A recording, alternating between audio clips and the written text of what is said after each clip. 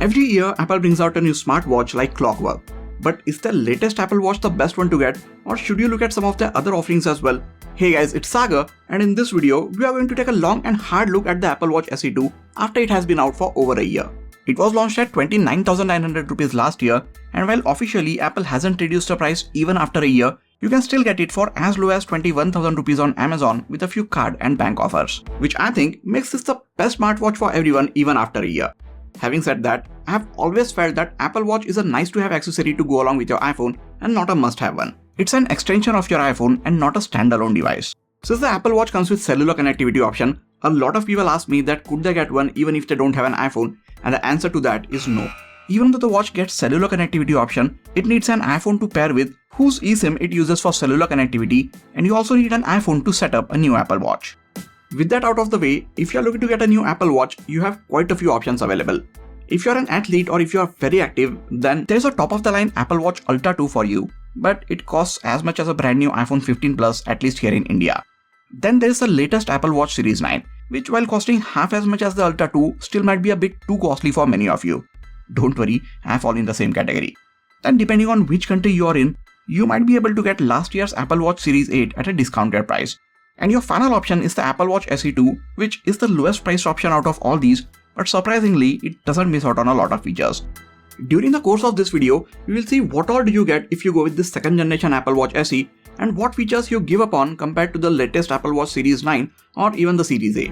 Starting with the design, this second generation SE has the same design as the original SE, Series 4, 5 and 6, which is so much better than the older design of the Series 3. And to an untrained eye, it might even look like a Series 7, 8 or 9. The only design change that this watch gets over the Series 4, 5 and 6 is the color matched nylon composite back, which is nothing but Apple's fancy word for plastic. This little change makes it 15% lighter than all of the other Apple Watches. This might not sound like a big difference, but when you wear this thing day in and day out, every last gram ends up making a difference. It packs in the S8 chip, which is the same one that we got on the Apple Watch Series 8, so we know that it is pretty fast and will be so for years to come. If I'm being honest, speed doesn't matter all that much on a device like an Apple Watch, but the S8 chip is still very capable and will help your watch do all sorts of things smoothly for a long time. watchOS 10 is the biggest overhaul to the software of these watches, and it relies a lot on these new animations, and I'm happy to tell you that SE2 handles all of them like a champ. I've used the original or the first generation Apple Watch for 6+ years, so I can tell you from my personal experience that performance is never an issue on these Apple Watches. If you have never used an Apple Watch, or if you are rocking any of the Apple Watches from before the Series 4, then I think this second generation Apple Watch SE is the perfect watch for you. It comes in midnight, starlight and silver color options, and as always, depending on the size of your wrist, you can choose between two case sizes, 40 and 44mm. The one that I have here is the 44mm case in midnight color. The Apple Watch Series 9 comes in 5 colors, out of which 3 are the same as this second generation SE. So even if this one is an year older, if you go with it, it won't look too old or outdated. The Series 9 gets very thin bezels, and the display looks like it is stretching out right to the edges, while the bezels on the SE2 seems to be bigger when compared side by side. This is the only visual change which differentiates these two watches. By the way, this is the old Series 7 and not the Series 9. Both the Series 7 and 9 have the exact same design, so I'm just using this one to show you the visual differences between their design. Here are some of the other features which this one doesn't have compared to the Series 9. Always on display, blood oxygen monitor, ECG and the 2000 nits of brightness. That's it. Yes, they even have the same battery life. The display on this one gets 1000 nits of brightness, just like the Apple Watch Series 8 and 7, which is also pretty bright, and you won't have any issues looking at their displays in direct sun. The Series 9 also gets the new double tap gesture to navigate if one of your hands is busy. Well, it is a software feature and it can easily be ported to older watches via software updates. Apple chose to keep it locked specifically for its latest watches. Although in somewhat limited capabilities, you can however get the same double tap or pinch feature on your Apple Watch SE 2 from within the accessibility settings. There is also a temperature sensor on the Series 9, but that is only used to track cycle and ovulation for women, and you also need to wear the watch while sleeping for it to work. This temperature sensor cannot measure your body temperature like you would with the blood oxygen monitor or the heart rate sensor, so I don't really know how useful it is in real life. Now I'm not going to guess how you use your Apple Watch, but during the time I used an Apple Watch with all of these features available, I kept the always on display turned off so I could get a few extra minutes of battery life, and I checked the blood oxygen level and ECG exactly twice. First when I got the watch out of the box, and the second time when I was making its review.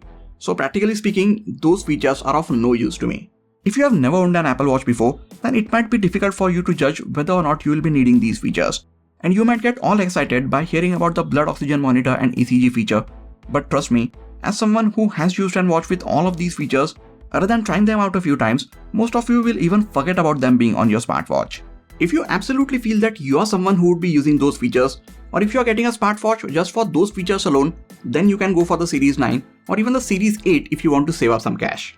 One of the things which I love about the Apple Watch is that all of the bands that you might have from your previous Apple Watch work with the newer watch as well, provided you keep the case size the same. Which is great because I have been collecting a lot of bands over the years and I'm glad that I can still use them with this one. That gives me a perfect segue to talk about this video sponsor, Buckle & Band. They are a UK based company which designs and produces luxury Apple Watch bands and other accessories. You might have been checking out all of these amazing bands on my watch throughout the video. All of them are from Buckle & Band.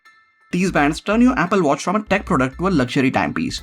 They create some of the most beautiful Apple Watch bands that I have seen. These bands are available and work with all of the Apple Watch models, even the Apple Watch Ultra. Just make sure to get the size of your casing right while placing your order.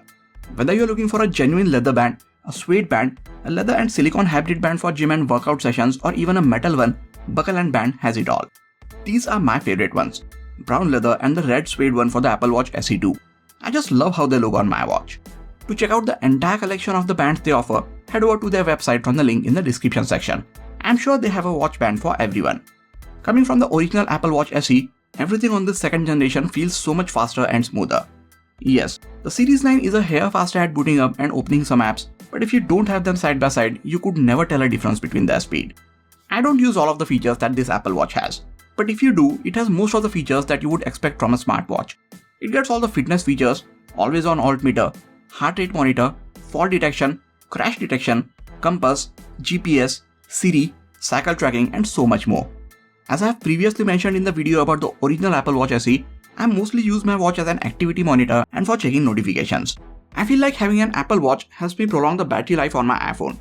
I can look at the notifications on my watch itself, respond to them or even dismiss them right from the watch without ever having the need to wake up the phone. This also saves me some time because whenever you get a notification on your phone, you know that that notification is not the only thing you check. You go through all of your social media apps for absolutely no reason. I know you do that too, so having an Apple Watch prevents me from doing that multiple times a day. This one gets 32 GB of internal storage, which I think is plenty for a smartwatch. You can have your favorite apps installed on it, save a bunch of songs, or if you go with a cellular watch, have music streaming apps installed which basically gives you access to unlimited songs on the go. And you can listen to them by pairing any of the Bluetooth headphones of your choice to this watch. You also get sleep tracking on this SE, so if you want to know how long you slept and how the quality of your sleep was, you can use this one. But I don't like to wear a watch when I go to sleep, so again I don't use this feature as well. Plus, if I were to wear it during the night, I wouldn't know when I'm going to charge it because I typically leave it on a charger overnight. That brings me to the battery life. I have used the original Apple Watch for 5 or 6 years and the one thing which never disappointed me was its battery life.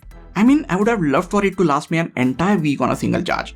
But right from the day one, I knew that it is going to last me a day or maybe a day and a half, and that kind of battery backup was consistent throughout its lifetime.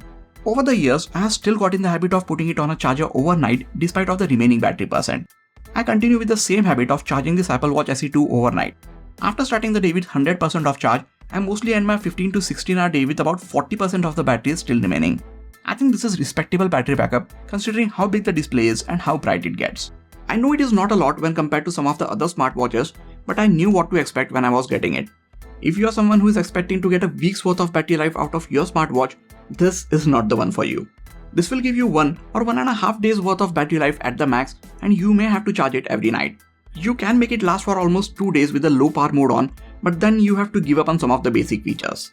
This Apple Watch SE2 doesn't only look good and does the thing that you want it to do, but it will also continue to get software updates for 3 or 4 years or probably even longer, which makes it the best available option to consider for most people. To put it simply, I think this second generation Apple Watch SE is the most value for money smartwatch right from the day it came out. And with some of the recent ongoing offers, it simply becomes the best smartwatch you can buy right now. And trust me, it is more than capable of doing any of the things that you would expect a smartwatch to do.